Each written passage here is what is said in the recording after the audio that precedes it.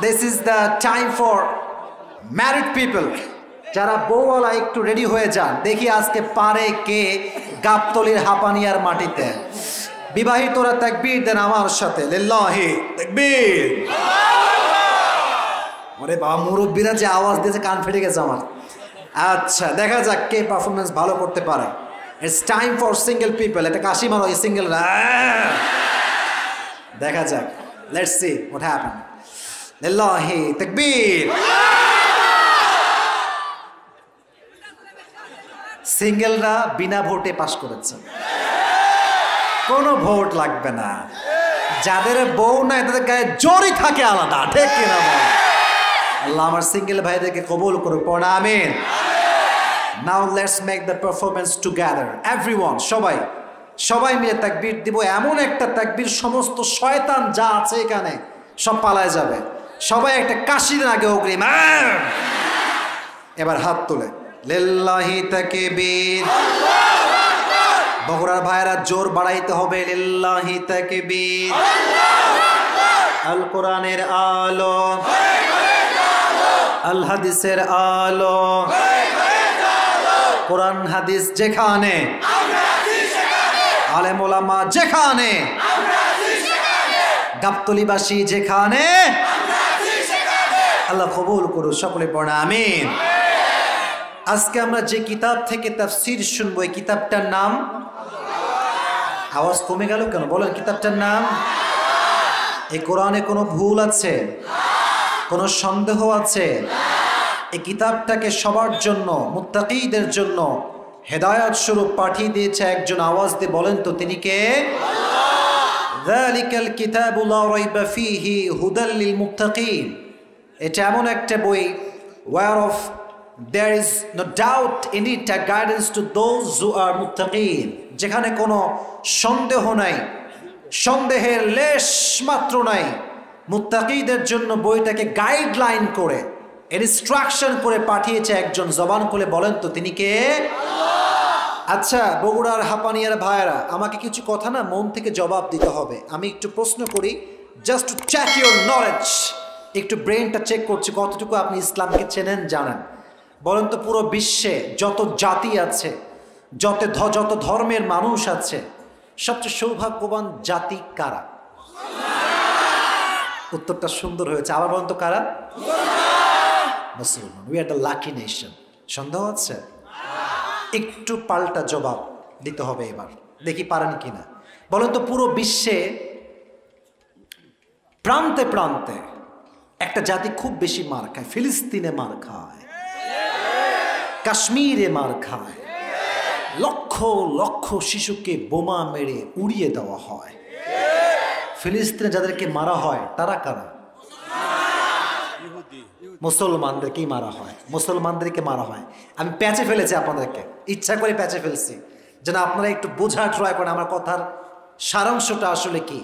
সারাংশ হচ্ছে এই, কপাল আমাদের ভালো ছিল, আমরাই কপালটা পুরাই ফেলছি, আমরাই তাই। এখানে আমার হুজুর বসে আছে, হুজুর আমার কথা ভালো করে বুঝবে। একজন যুবক যার বয়স 25 years old, 25 বছর, he can speak English, he can speak Bangla, he can speak Hindi also.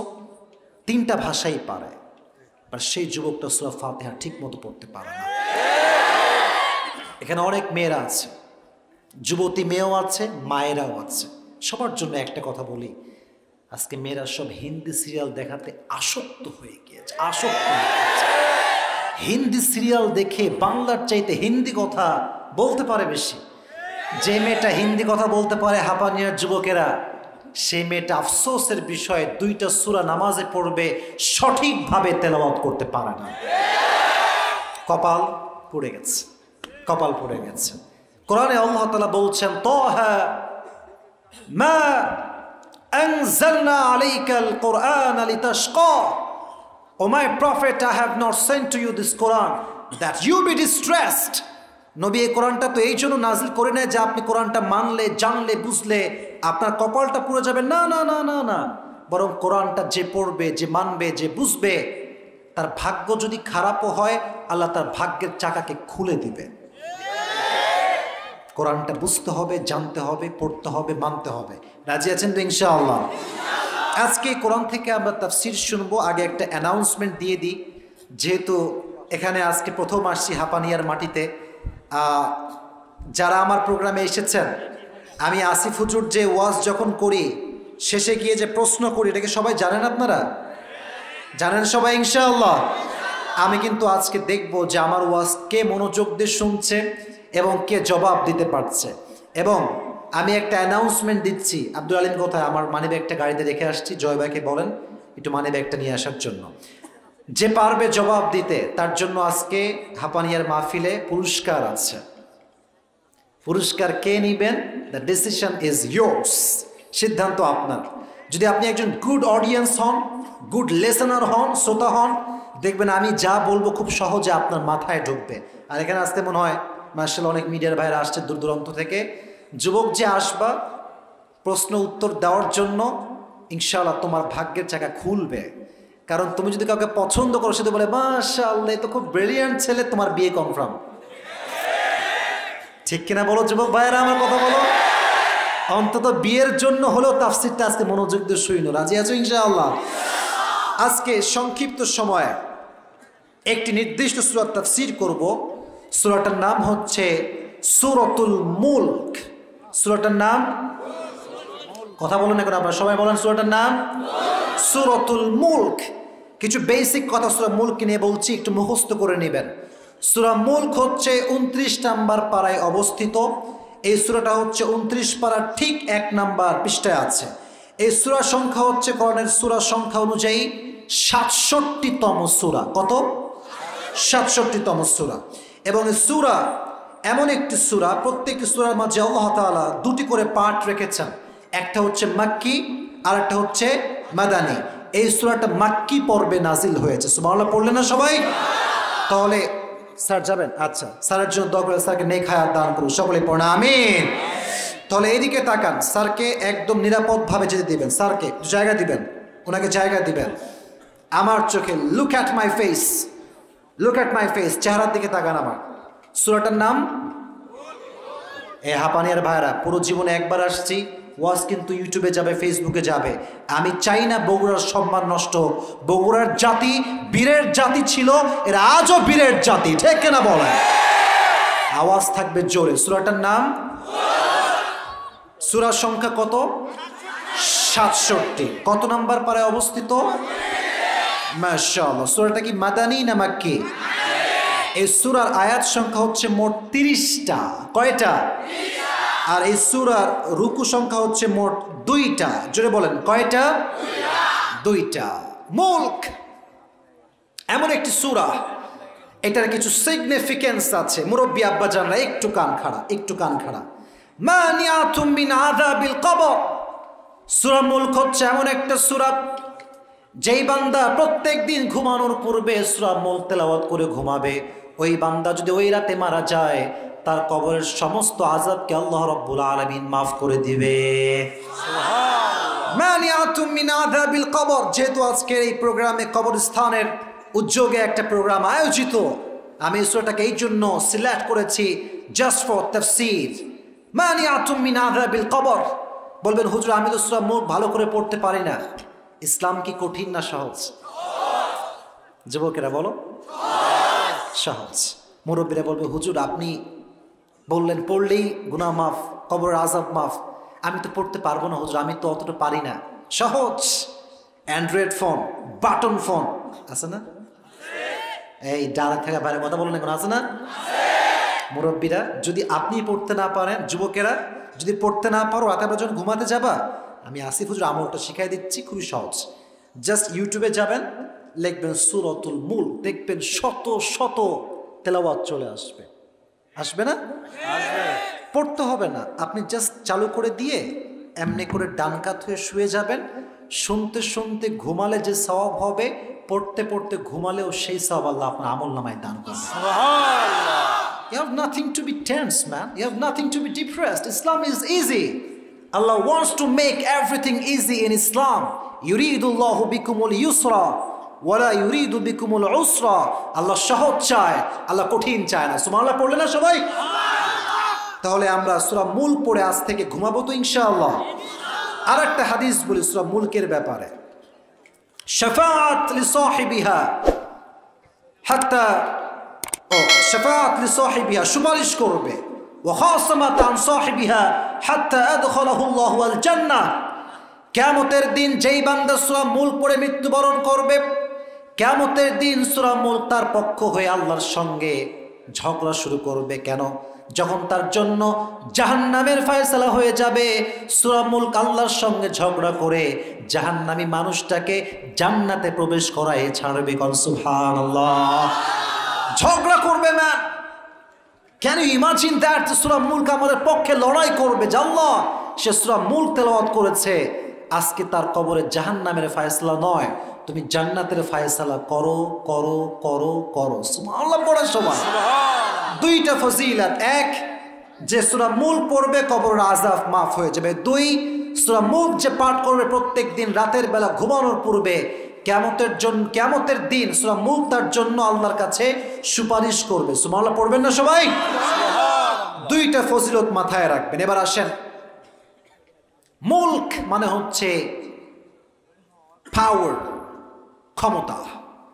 ক্ষমতা বললে আপনার জন্য আমরা ভয় টয় পেয়ে যায় না। ক্ষমতা মানে যে আমরা উল্টা পাল্টা বলবো তা কিন্তু নয়। কোরআন যা বলেছে এটা আমরা বলবো, আমরা কাউকে চুল পরিমাণ ভয় করতে প্রস্তুত নই, ঠিক কিনা? মুলক মানে হচ্ছে ক্ষমতা। আল্লাহ তার ক্ষমতার প্রমাণ দিয়েছে সূরার ভেতরে। আচ্ছা ভাই, আমাদের দেশের যিনি প্রধানমন্ত্রী এখন রয়েছেন, মাননীয় প্রধানমন্ত্রী, তার নামটা কি বলেন তো? পেছনে ভাইরা কয় না, বলেন নামটা কি? শেখ হাসিনা। প্রত্যেকটা দেশে যত প্রধানমন্ত্রী হোক একটা সার্টেন পিরিয়ড আছে, স্পেসিফিক টাইম আছে। এই টাইম শেষ হয়ে গেলে ভোট করতেই হবে। যেমন আমাদের দেশের নিয়ম হচ্ছে কয় বছর? 5 বছর। প্রত্যেকটা দেশে একটা মেয়াদ আছে। আচ্ছা বলেন তো, আল্লাহ যে ক্ষমতায় গিয়েছে তার মেয়াদ মনে হয় 10 বছর, 20 বছর, 30 বছর? হুয়াল আউয়ালু ওয়াল আখিরু ওয়াল যাহিরু ওয়াল বাতিন, he was the first and he is the last. তিনি শুরুতেও ছিলেন, মাঝেও তিনি আছেন। পুরো পৃথিবী যখন ধ্বংস হয়ে যাবে, লিমানিল মুলকুল ইয়াউম লিল্লাহিল ওয়াহিদিল কাহ্হার, তখনও তিনি ক্ষমতায় আসীন থাকবে, ঠিক কিনা বলেন? আচ্ছা, আমাদের বগুড়ার যিনি মেয়র আছেন তার নামটা কি বলা যাবে? বাদশাহ স্যার। আচ্ছা, আমাদের রাজশাহীর আছে মেয়র যিনি খায়রুজ্জামান লিটন সাহেব। মাননীয় প্রধানমন্ত্রী যে একাই দেশ চালান, এক্স্যাক্টলি নট লাইক দ্যাট। ওনার কর্মী আছে, এমপি আছে, মন্ত্রী আছে, পুলিশ আছে, র্যাব আছে, ফোর্স আছে, বিভিন্ন স্পেশাল ফোর্স। আল্লাহরও তো মনে হয় অনেক ফোর্স আছে। আল্লাহর কোন সৈনিক আছে?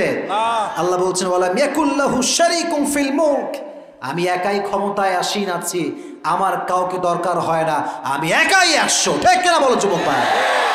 আর একটা ছোট্ট প্রশ্ন, ছোট্ট, মনে করেন আমি আপনাদের এলাকার চেয়ারম্যান হয়ে গেলাম, for an example, I am not a chairman, but হয়ে গেলাম, মনে করেন for an example, just 2 minute ভাবেন যে আমি চেয়ারম্যান, বাট কোনো মুরব্বী আমার পক্ষে নাই, কোনো যুবক আমার পক্ষে নাই, কোনো মেয়ে মা কেউ পক্ষে নাই, সবাই হাঁপানিয়ার মাটিতে মিছিল বের করছে, আসিফ হুজুরকে নামতেই হবে আজকে, সব আমার বিপক্ষে, আমার চেয়ার টিকবে না? আচ্ছা, বুঝে থাকলে বলেন টিকবে না? টিকবে না। আচ্ছা, এবার একটু বুঝেন তো, যদি আল্লাহর বিরুদ্ধে পুরো পৃথিবীর মানুষ, জিন, ফেরেশতা, প্রাণীকুল, পাখিকুল সব আল্লাহর বিরুদ্ধে, যে আল্লাহর নামতে হবে, 2 পয়সা ক্ষতি করতে পারবে আল্লাহ? বলেন বলেন বলেন। ওয়ান্নাকুম গায়রু মুজিজিল্লাহ, গায়রু মুজিজিল্লাহ, তিনি এমন এক ক্ষমতায় আসীন হয়েছে, পৃথিবীর সমস্ত মাখলুক মিলে তার চুল পরিমাণ কোনো ক্ষতি করবার কোনো সাহস রাখে না। তিনি হচ্ছেন সেই ক্ষমতার মালিক। তাহলে মুলক মানে হচ্ছে ক্ষমতা। তবে এই সূরাটা একটা সুন্দর সূরা, এই জন্য নাস্তিক আমাদের দেশে আছে না? আছে। আসতে বললেন যে সন্দেহ আছে, মনে হয় আছে না? নাই? গত কয়েক মাস আগে একজন নাস্তিক বলেছিল, আপনার নাউজুবিল্লাহ কতটুকু জোরে বলবো আমি জানি না, বাট আমি বলতেছি, আমার নবী নাকি চরিত্রের সমস্যা ছিল, তাই নবীজি আম্মা জান আয়েশাকে মাত্র 6 বছর বয়সে বিয়ে করেছে। নাউজুবিল্লাহ। যে নবীকে গালি দেয় সে পিতৃ পরিচয়হীন জারজ সন্তান, সে কখনো মানুষের সন্তান হতে পারে না। আর আমি আসিফের কথা হাঁপানিয়াতে স্পষ্ট বক্তব্য, ভাই আমি কোনো ভয় করি না, আমার কথা ক্রিস্টাল ক্লিয়ার, স্পষ্ট কথা। তুমি আমাকে গালি দিয়ে ধুয়ে দাও অনলাইনে, আই উইল বি পেশেন্ট, ধৈর্যশীল হবে, আমি কিচ্ছু বলবো না তোমাকে, বলো যা বলতে মনে চায় বলো। বাপকে দিবা গালি, আই উইল বি পেশেন্ট, ধৈর্যশীল। মাকে দিবা, ধৈর্য ধারণ করব। যাকে দাও, আই উইল বি পেশেন্ট, ধৈর্যশীল হব। বাট খোদার কসম, নবীর বিরুদ্ধে একটা চুল শব্দ তুমি বাজে বলবা আর আমার দেহে রক্ত থাকতে আমি এটা বরদাস্ত করব, এটা কষ্টিন কালেও সম্ভব হতে পারে না। প্রয়োজনে আমরা জীবন দিব, প্রয়োজনে আমরা জীবন দিব, নবীর সম্মানকে রক্ষা করব। কারা কারা যেহেতু হাত তুলে আল্লাহকে দেখায় দেয়।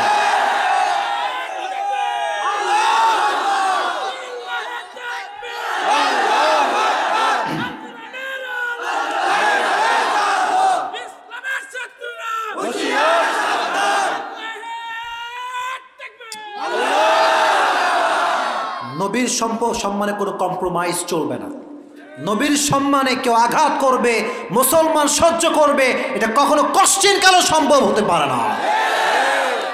এই সূরা মূলটা হচ্ছে এমন একটা সূরা যেখানে আল্লাহ তাআলা নাস্তিকদেরকে ডোজ দিয়েছে, নাস্তিকদেরকে মেডিসিন দিয়েছে। ছোট্ট একটা স্টোরি বলতে চাই, just I want to make you realise যে নাস্তিকরা কি চিন্তা করে ইসলামকে নিয়ে। বলেন তো, পৃথিবীতে মুসলমানদের জীবনে ইমানের চাইতে দামি সম্পদ আর কিছু হতে পারে? ইমান সবচেয়ে দামি সম্পদ। নাস্তিকরা তোমার ইমানকে নষ্ট করবে। মুরব্বী আব্বাজান, যুবক ভাইরা, মায়েরা, বোনেরা, এক নাস্তিক মুসলমানদের সবাইকে ডেকেছে, ডেকে বলছে, এই মুসলমান শোন, তোরা যদি আমার 3টা প্রশ্ন উত্তর করতে পারিস, আই উইল বিকাম আ মুসলিম, আমি মুসলমান হয়ে যাব। কয়টা? যুবকরা উত্তর করতে হবে জোরে, কয়টা? বলছে তাই, বলো কি প্রশ্ন বলো। মনোযোগ না দিয়ে শুনলে কিচ্ছু বুঝবে না, ঘর রান্নাও বুঝবেন না, মনোযোগ দেন। বলছে 1 নাম্বার প্রশ্ন, আচ্ছা তোরা যে রবকে বিশ্বাস করিস, can you see your god, তুই কি রবকে দেখিস? তো মুসলমান বলছে না ভাই, আমি তো দেখি না। So why do you believe on that? দেখিস না, how can you believe on that? বিশ্বাস করিস কেমনে? সে তো সাধারণ যুবক, টেনশনে পড়ে গেছে। তাই তো, রব তো দেখা যায় না, কারে বিশ্বাস করি? টেনশন, ইমানে খলল তৈরি হয়ে গিয়েছে। বলছে 2 নাম্বার প্রশ্ন বলো। এটা খুবই ডিফিকাল্ট, ভেরি হার্ড কোয়েশ্চেন, এটা একটু ব্রেন দিয়ে বুঝতে হবে। বলছে তোরা যে বলিস জাহান্নাম আছে, বলতো জাহান্নামের শাস্তি কি দিয়ে হয়? মুসলমান বলছে আগুন দিয়ে। কি দিয়ে হয়? হাবানিয়ার ভাইয়ের আওয়াজ না করলে ওয়াজ করা যাবে না, বলেন কি দিয়ে? ফায়ার, আগুন দিয়ে। বলছে তাই, আচ্ছা বলতো শয়তান কিসের তৈরি? আগুনের তৈরি। শয়তান কি জান্নাতি হবে না জাহান্নামী? তাহলে শয়তান যদি আগুনের তৈরি হয়, জাহান্নামেও শাস্তি হবে কি দিয়ে? আগুন দিয়ে। আগুনের শাস্তি আগুন দিয়ে, হাউ কাম ইট পসিবল? এটা কেমন সম্ভব বল? তো সাধারণ ছেলে বলছে যে ভাই 3rd কোয়েশ্চেন করেন, আমি পারবো না জবাব দিতে। বলছে 3 নাম্বার প্রশ্ন আরো মারাত্মক। বলছে মুসলমানদের বিশ্বাস কি এরকম? বলতো আমাকে, যে মুসলমানরা কি এটা বিশ্বাস করে যে ভালো এবং মন্দ যা কিছু ঘটে, what ever happens in the world, everything happens from Lord, ভালো মন্দ যাই ঘটে সব কিছু ঘটায় একজন। দাঁড়ায় থাকা ভাইরা বলেন তিনি কে? আল্লাহ। আল্লাহর থেকেই ঘটে। বলছো তাই? তাহলে খারাপ যদি আল্লাহই ঘটায়, তাহলে আদালত কেন, জজ কেন, উকিল কেন, বিচারপতি কেন, কাজী কেন? সব তো আল্লাহ করছে। নাউজুবিল্লাহ পড়বেন না আপনারা সবাই? মুসলমানদের তো মাথা ঘুরে গেছে, কিরে তাই তো, আল্লাহকে দেখি না, বিশ্বাস করি কেমনে? আগুনে আগুনে শাস্তি কেমনে হয়? খারাপ যদি আল্লাহ ঘটায়, তাহলে ফাঁসির রায় হয় কেন? প্রশ্ন আসলেই গাবতলির ভাইয়েরা আছে না নাই? জবাবটা শুনে নেন, যেহেতু তাফসীর করতেছি জবাবটা শুনে নিতে হবে। তাহলে আজকের ওয়াজটার একটা অর্থ দাঁড়াবে। 1, প্রশ্ন ছিল রবকে দেখি না, বিশ্বাস করি কেন? 2, আগুনে আগুনের শাস্তি কেমনে পসিবল? 3, খারাপ যদি আল্লাহ ঘটায়, তাহলে আদালত কেন, উকিল কেন, জজ কেন? এই কথা বলে মুসলমান ঘরের সন্তান চলে গিয়েছে। হুজুররা সব ফেল, কোনো হুজুর জবাব দিতে পারছে না। একদিন সেই নাস্তিক রাস্তা দিয়ে হাঁটছে, হঠাৎ করে একজন বৃদ্ধ বয়স্ক হুজুরের সঙ্গে দেখা। হুজুর বলছে, কি ব্যাপার, তুমি নাকি বলেছ যে তোমার প্রশ্নের জবাব যে দিতে পারবে 3টা প্রশ্নের জবাব তুমি নাকি মুসলমান হয়ে যাবে। Is it true man? বলছে, yes, I will become a Muslim if you can answer of my 3 questions. 3টা উত্তর দিলে আমি মুসলমান হয়ে যাব। বলছে, ভাই আমাকে বলো তো কি কি প্রশ্ন। তো 1 নম্বর প্রশ্ন কি ছিল বলতে হবে আপনাদেরকে। বলুন 1 নম্বর কি ছিল? আল্লাহকে দেখি না, বিশ্বাস কেমনে করি? 1। 2 ছিল আগুনে আগুনে শাস্তি কেমনে সম্ভব? 3 ছিল খারাপও যদি আল্লাহর পক্ষ থেকেই ঘটে তাহলে আদালত কেন, বিচার কেন, ফাঁসির রায় কেন? ঠিক কেনা বলো যুবক ভাইরা? তো হুজুর এই কথা শুনে এমন রাগ করছে, ওখানে একটা মাটির কলসি ছিল। কিসের কলসি? আবার কিসের কলসি? এমনে ধইরা মাথা বরাবর দিছে একটা বাড়ি। নাস্তিকের কপাল বরাবর একটা বাড়ি মারছে মাটির কলসি দিয়ে, উল্টাই পড়ছে। বলছে, হুজুররা ফালতু, একেবারে উত্তর দিতে পারবে না, তাই মারামারি শুরু করছে। এই যে ঝগড়া শুরু হয়েছে, আমি কিন্তু ঘটনাটা মজা দেওয়ার জন্য বলছি না, ইমানটাকে শক্ত করবার জন্য বলছি, বুঝে শুনে বুঝতে হবে। এখন হুজুর বলছে, আমি কোনো ফালতু হুজুর নই। ও বলছে, তুমি ফালতু, যদি মাল্লা কেন আমারে? প্রশ্ন উত্তর না দিয়ে এই কথা বলতে বলতে এই বিচার তৎকালীন সময়ে যিনি বাদশাহ, কাজী, বিচারক, তার দরবারে পৌঁছে গিয়েছে। সব বসে গিয়েছে, মজলিস, আদালত, 2 জনকে বসাইছে। হুজুর বলছে যে, মহামান্য আদালত, আমার কোনো অপরাধ নেই, আমাকে বিনা দোষ এখানে নিয়ে আসা হয়েছে। নাস্তিক বলছে, না, ও আমাকে মারছে। তো বলছে, কিভাবে মারছে? বলছে, মাটির কলসিতে আঘাত করছে। বলছে, তুমি কেন মারলা? হুজুরকে বলছে আদালত। বলছে, আমি যে তাকে আঘাত করেছি একটা মাটির কলসি দিয়ে, এই একটা আঘাতে আমার 3টা জবাব লুকায়িত আছে। সুবহানাল্লাহ পড়লেন না? নাস্তিক বলে, কি রে, মাটির কলসির আঘাতে 3টা জবাব? How come it possible? বলছে, হুজুর ওনাকে বলেন তো ওনার প্রথম প্রশ্ন কি ছিল? বলছে, প্রথম প্রশ্ন ছিল এরকম যে রবকে আমরা দেখি না, বিশ্বাস করি কেন? তো এই কথা বলে হুজুর বলছে, আচ্ছা ওনার অভিযোগটা কোথায়, উনি কেন আসছে? তো নাস্তিক বলছে, সে আমাকে মেরেছে, আমি ব্যথা পাচ্ছি, প্রচন্ড আঘাত পাইছি, ব্যথা। হুজুর জায়গার মতো হাত মারছে। বলছে, তোর ব্যথা কোথায় দেখা, ব্যথা কোথায় দেখা? কথা কয় না এরা, কিছু বোঝে না নাকি? ব্যথা দেখাও, শো মি ইওর পেইন। নাস্তিক কয়, ডাজন্ট মেক এনি সেন্স। কি কয় হুজুর, ব্যথা কি দেখানো যায় নাকি? তো অনুভব করতে হয়। হুজুর কয়, মাশাআল্লাহ, আব আয়া উট পাহাড় কে নিচে। হ্যাঁ, এই তো তুমি লাইনে আসছো, রবকে আমরা দেখি না, বাট রবের প্রত্যেক দিকে যে সৃষ্টি আছে, আমরা প্রত্যেকটা জিনিস দেখে বুঝি রবের অস্তিত্ব বলতে একজন রব আছে, আছে, আছে, আছে, আছে। উত্তর প্রথমটা খালাস। বলছে, দ্বিতীয় প্রশ্নের জবাব কি হবে বলো? বলছে, আচ্ছা তুমি যে বললে আগুন দিয়ে আগুনের শাস্তি হয় না, আমি তোমাকে উত্তর দিচ্ছি, বুঝো, তুমি কিসের তৈরি? তুমি তো মানুষ। নাস্তিক বলছে, আমি তো মাটির তৈরি। কিসের তৈরি? কিসের?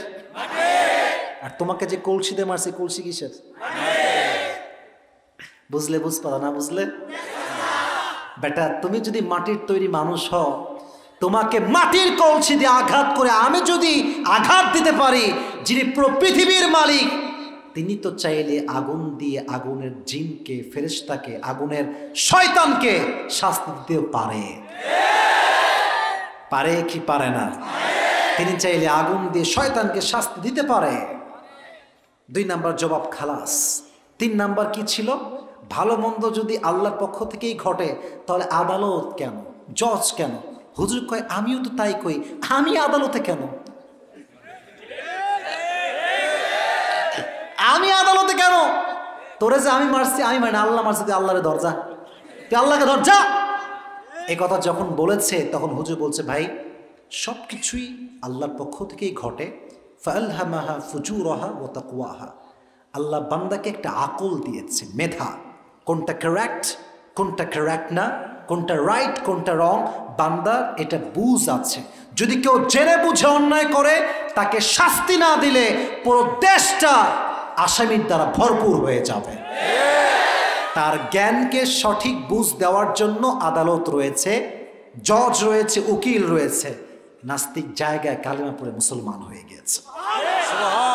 এখন বলবেন হুজুর আপনি এত লম্বা কথা সূরা মুলক থেকে কেন বললেন? কারণ হচ্ছে এই সূরা মুলক ভালো করে যদি তাফসীর করেন, তাফসীর পড়েন, দেখবেন সূরা মুলকে আল্লাহ সৃষ্টি নিয়ে কথা বলেছেন, আর সৃষ্টির প্রত্যেকটা কথায় কথায় আল্লাহ নাস্তিকদেরকে দাঁত ভাঙ্গা জবাব দিয়েছে। সুবহানাল্লাহ পড়েন সবাই। মুলক মানে হচ্ছে ক্ষমতা। আল্লাহ তাআলা বলছেন প্রথম আয়াতে, তাবারাকাল্লাযী বিয়াদিহিল মুলক ওয়া হুয়া আলা কুল্লি শাইইন Kadir. All the praise to our Lord who has all the powers in his hand. Wa huwa ala kulli shay'in qadir, and he is capable to do anything in this world and the next one. আল্লাহ বলছে আমার হাতে সব ক্ষমতা, আমি যা চাই তাই করতে পারি। বলেন তো তিনি কে? আল্লাহ। আচ্ছা 12টার পরে কি ওয়াজ এদিকে হয়? 12টা 5 বেজে গিয়েছে, আপনারা কি আমার ওয়াজ শুনে যাবেন নাকি শেষ করে দিতে হবে আমাকে আগে আগে? আছেন আছেন আছেন আছেন আজকে আছেন তো ইনশাআল্লাহ? তাকবীর দেন বাঘের বাচ্চার মতো, লিল্লাহি তাকবীর। এবার 2 নাম্বার আয়াত আল্লাহ বলছেন, আল্লাযী খালাকাল মাউতা ওয়াল হায়াতা লিয়াবলুয়াকুম আইয়ুকুম আহসানু আমালা। আল্লাহ বলছেন ও বান্দা তোমাকে আমি মৃত্যু দিয়েছি, জীবন দিয়েছি, উদ্দেশ্য হচ্ছে একটা, আইয়ুকুম আহসানু আমালা, তোমাদের মাঝে কে সবচেয়ে ভালো আমল করতে পারে। সুবহানাল্লাহ পড়েন সবাই। জীবন মরণ সব আল্লাহর হাতে, বাট পুরো জীবনের পারপাস হচ্ছে বেশি আমল নয়, ভালো আমল। এখন বলেন মৃত্যু যে আমাদের আছে এটা মনে হয় কাউকে মরতে হবে না? সবাই কি মরতে হবে কি হবে না? কুল্লু নাফসিন যায়িকাতুল মাউত, everyone has to take the test of death. প্রতিটা মানুষকে মৃত্যুর স্বাদ গ্রহণ করাবে একজন। আওয়াজ দিয়ে বলেন তো তিনি কে? এখন এই মৃত্যুকে আল্লাহ তাআলা এই যে 2-1 লোক কয়ে যায়, হলুদ গেঞ্জি, কাহা যা রহে হো ইয়ার তুম, কাহা যা রহে হো? 12টা 10 বাজতে তাই উঠাউঠি শুরু হয়েছে। আমি কিন্তু পরিস্থিতি বুঝে কাজ করি। আমার কথা হচ্ছে আমার ফর্মে মুরব্বীরা যুবকেরা যারা যারা আমাকে নিয়ে আসছে 1 ঘন্টা লেখা আছে, বাট যেহেতু বগুড়াকে আমি ভালোবাসি আমি আজকে টাইম গুনবো না, যতক্ষণ আমার ওয়াজ শেষ না হয় আমার ওয়াজ আজকে চলতেই থাকবে। আপনারা থাকবেন তো ইনশাআল্লাহ? যদি কোনো যুবক এবার ডান বাম হয়, ও লুঙ্গি পরে থাকলে লুঙ্গি টান দিয়ে ধরবা। কোথায় যাবি তুই আজকে বাবা? আসছিস নিজের ইচ্ছায় বাবা, আজকে যাবা আমার ইচ্ছায়। রাজি আছো ইনশাআল্লাহ যুবক ভাইরা? এবার দেখেন মৃত্যুকে আল্লাহ তাআলা 2টি ভাগ দিয়েছেন। কয়টা ভাগ? 2টা। এক হচ্ছে the death of people those who perform the salah, সেই বান্দার মৃত্যু যে নামাজি। নাম্বার 2 হচ্ছে সেই বান্দার মৃত্যু যে বান্দা নামাজ পড়ে না। আমাদের এলাকাতে বেনামাজি মানুষ আছে না নাই? এখন তো আজান হয়, রাগ করবেন না আমার আপনার যুবক ভাইয়ারা, মুরব্বী আব্বা জানরা, আজান হয় মোড়ে মোড়ে যুবকরা পাবজি এবং ফ্রি ফায়ার খেলে। আসরের আজান হয় যুবকরা মাঠে ক্রিকেট খেলতে থাকে। মাগরিবের আজান হয়, মুরব্বীরা রাগ করবেন না, অনেক মুরব্বী আজান হয় আর মোড়ের পানের দোকানে বসে, সিগারেটের দোকানে বসে বিড়ি টানে আর চায়ের দোকানে আড্ডা দেয়। তাদের মৃত্যু কেমন হবে আমি একটু কোরআন থেকে হাদিস থেকে একটু এক্সপ্লেইন করতে চাই। সুযোগ দেওয়া যাবে আমাকে ইনশাআল্লাহ? যারা নামাজি বান্দা হবে তাদের মৃত্যু কেমন হবে একটু আমার দিকে খেয়াল করেন। নামাজি বান্দা বসে আছে, তার মৃত্যুর সময় হয়ে গিয়েছে, হঠাৎ করে একজন ব্যক্তি আসবে জানালার থেকে। ব্যক্তির চেহারা হবে সাদা, ধবধবে সাদা, তার ড্রেসটা হবে হোয়াইট ড্রেস, সাদা। সে হবে he will be look like a young, তার চেহারা হবে যুবকের মতো, বিশাল লম্বা দেহ নিয়ে আসবে। আর এত সুন্দর চেহারা তার হবে, নামাজি বান্দা দেখার সঙ্গে সঙ্গে দেখবেন তার চেহারা একটা মুচকি হাসি বের হয়ে যাবে।